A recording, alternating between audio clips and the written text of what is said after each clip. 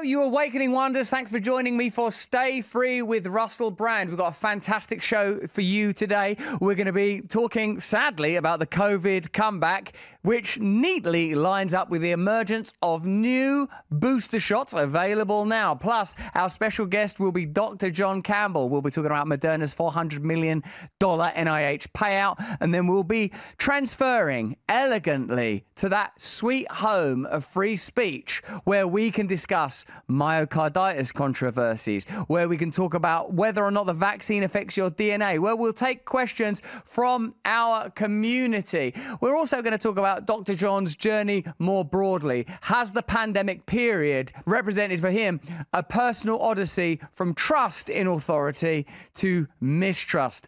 Joining me now is Dr. John. Dr. John, thank you so much for joining us today. It's a pleasure to be back, Russell. Thanks for having me. Should we start off by talking about the $400 million payment from Moderna to the NIH and the concerns around conflicts of interest, which should be called convergence of interest, if you ask me, because there isn't any conflict. Well, what do you make of it, Doc? Very interesting, isn't it? I just discovered this about a week or two back, and this was the interview between Senator Rand Paul and Stefan Bancel, who's the chief executive officer of Moderna. And it turned out that Rand Paul said Moderna recently gave $400 million to the National Institutes of Health in the United States. And I thought that the chief executive officer might question this, but he said, oh, yeah, that's right. We gave $400 million just before Christmas. So as far as we know, $400 million went from Moderna to the National Institutes of Health in around about December 2022, as far as we know. And of course, Rand Paul said, well, do you think this could create any conflicts of interest? After all, you're the guys making the decisions about how we use these products, how we use Moderna products.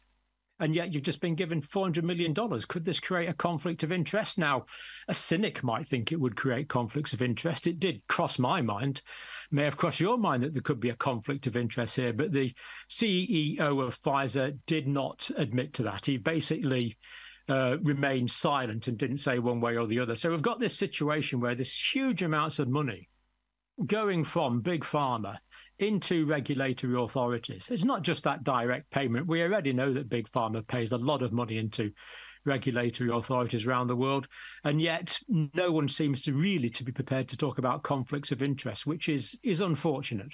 You said the payment was made in December. I just assume it's the season of goodwill to all people, and these probably should mind your own business, Dr. John.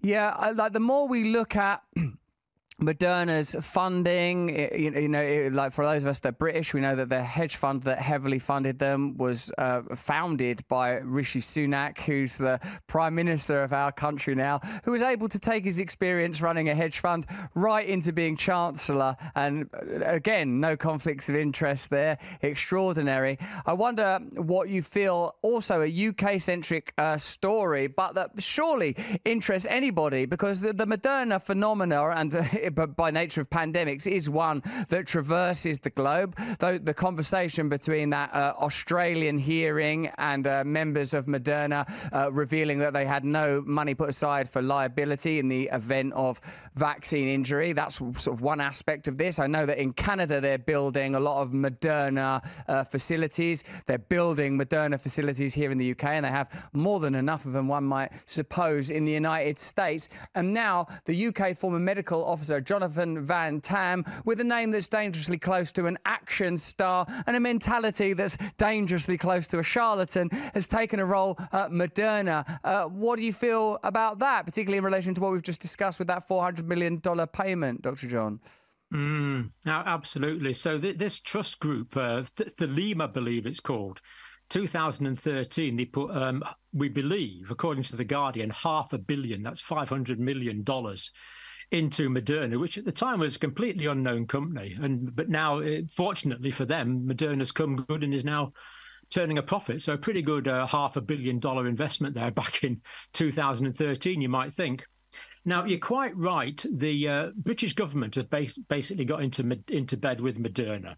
They've got this joint agreement. The British government, as far as we know, have put £1 billion into this plant that's being developed near Oxford. And as we just talking about, it's probably being built at the moment. £1 billion have gone into that.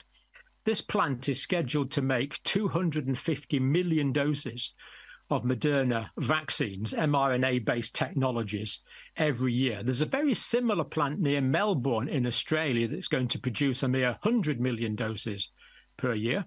And there's a very similar plant in Canada that's going to produce another 100 million doses of Moderna products per year. Now, this is going to include mRNA vaccines, for example, for COVID, but they're also developing mRNA vaccines for influenza, mRNA vaccines for a respiratory infection called respiratory syncytial virus. So they're rolling this mRNA technology out, whereas basically we have very little information on it, and the information we do have on it, we're actually somewhat uncomfortable about, and yet we're going on and on developing these, and the British government have actually committed to buy these products for the next 10 years. Now, they're not tried, they're not tested, we don't know about the efficacy, we don't know about the adverse reactions, but hey, we're going to buy them anyway. You know, would you buy a car like that? You know, this car may exist, it may work, it may not work, it may have spikes instead of steering wheels, but you're going to buy it anyway. You know, we've just gone into this full steam ahead, really on quite a blind basis. The only way a lot of people find that surprising. I suppose if I was buying that car with someone else's money, if I was buying it with taxpayer money, I'd say, what the hell? You know, when you have people in government that just had a hunch that Moderna were going to make a lot of money in the forthcoming years and set up a $500 million hedge fund, which, as you say, due to ingenuity and nous, moxie and insight, did come good. You know, when you have those people involved, you've got to guess that ultimately this £1 billion investment in the Moderna facility in the UK I'm referring to now is going to pay off. But it does sound like a commitment that no matter what, the doses and the extraordinary number of doses that you described, both in Australia and the UK, one way or another are going to get used. It's 450 million doses between the factories, and of course the massive production capacity that's already in the United States. Now, the thing is, one thing that's concerning here is the traditional vaccines, where you give basically a mushed up dead virus. You give an antigen to produce an antibody response, an immune response. But these have been tried and tested. We know how safe they are. We know how dangerous they are. And overall, they are pretty safe. Why on earth would you take an established safe product, chuck it out and replace it with a completely unknown product? It just doesn't seem to make any medical sense. You know, I like medical decisions to be conservative, to err on the safe side, only to go into the new areas where there's a significant risk of harm. And to be fair, these mRNA vaccines, some of them are going to be acting against particular cancers. But these are going to be given to people that have cancer already. And of course, people that have cancer already have got severe risk of getting a lot sicker. They've got severe risk of dying. In that situation, you'll be quite happy taking a risk. But when you're talking about a healthy person who hasn't got cancer and hasn't got a disease, and you're talking about intervening in their lives, then that actually takes quite a lot of audacity to intervene in a perfectly healthy person. And another thing you alluded to there, Russell, was the revolving door. So we had Professor Sir Dr. Jonathan Van Tam. Quite a few of these people have done well for knighthoods, Russell. So we've got Chris Whitty with a knighthood, and we've got Patrick Vallance with a knighthood, and Jonathan Van Tam with a knighthood. So far, I've escaped without physical abuse. I don't think you've had a knighthood yet, have you? Well, the phone call, to be fair, have you checked the mail yet? Is it come through yet? I'll tell you what, they better get this. I don't think the people are going to stand for this much longer. I think that if I don't get my gong, if I don't get my knighthood, I could see there being a pretty popular uprising. But you are right, as you often are, Doctor. My knighthood has not yet been forthcoming. But, you know, we await the day for the alighting of the sword and the bestowing of the honour. As indeed do I. I'm at the palace's disposal.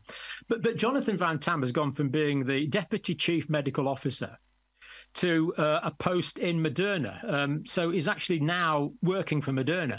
Now, he's going to keep his university job at Nottingham University, it is, I think, but also going to be working for Moderna. Now, of course, no one's saying there's conflict of interest there. But what would be interesting is how far ahead of this appointment did he think, oh, you know what, I quite fancy a job at Moderna. Now, if that was a week ago or a month ago, fine. If it was 2 years ago when he was Deputy Chief Medical Officer, would that be at the back of his mind? Could that have potentially influenced any of the decisions he took? We're not saying it did. But this revolving door thing, if you think that I might be working, if I think, I think I've got a good chance of a job with Stay Free Media here, I think I'll maybe work towards that. Well, I'm not going to start slacking off Russell Brand because, I don't want to upset him. I would rather ingratiate myself with him and kind of work towards a job with Stay Free Media. This has got to be in people's minds. People are in the public eye in these senior positions just for a year or two. What are they going to do next? They go round the revolving door and they get a job they go from being a regulator to getting a job in one of these companies. They go from gamekeeper to poacher. And this is not just a problem in the UK.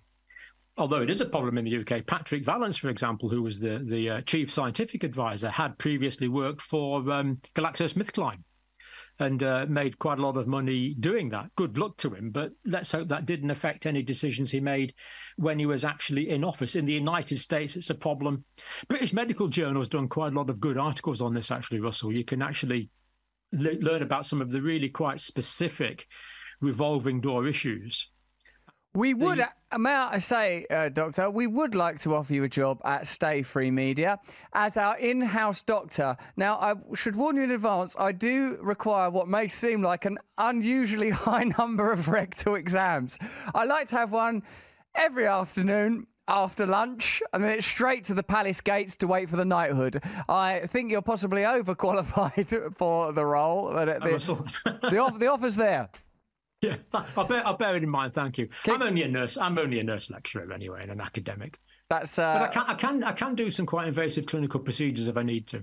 I do. They're almost required on a daily basis. Did Jonathan Van Tam, if I may ask, while we're still on YouTube, of course, because we do our first 15 minutes on YouTube, then we ascend, one might argue, into the reified, free speech-strewn air of full of pathogens of freedom over there at the other place that I sometimes don't name in case the algorithm picks it up. But while we're still here on YouTube, before moving on to the other place and talking about myocarditis and talking about WHO's regulations, do you think, like, to assess whether or not Jonathan Van Tam, while Chief Medical Officer for the UK during the COVID period, could have made decisions that were beneficial to Moderna, what type of decisions was he involved in? Well, from memory, I think we bought over 70 million doses of Moderna vaccine. And the Moderna vaccine was actually the most expensive. So the Moderna was the most expensive, then the Pfizer, and then the AstraZeneca was quite a lot cheaper. So he was involved really in a fairly direct way in the committee, member of the committee that supervised purchasing of tens of millions of very expensive vaccine doses. Now, obviously, he did that purely on clinical grounds because that was his medical professional opinion that was the right thing to do for the country. But cynics might think it was potentially a conflict of interest, given in the job he actually transpired to take last week. And he was actually appointed to this job, I think it was on the 2nd of May. But it was only announced, as far as I'm aware, last week, and it was announced rather strangely on LinkedIn. It was a bit of a funny way to do it, and certainly a big delay in the announcement, almost as if he was trying to put it off. But of course, we can't possibly know that. I wonder what friends he's got over there at LinkedIn. Maybe Rishi Sunak. It'll be an interesting rogues gallery, I warrant you.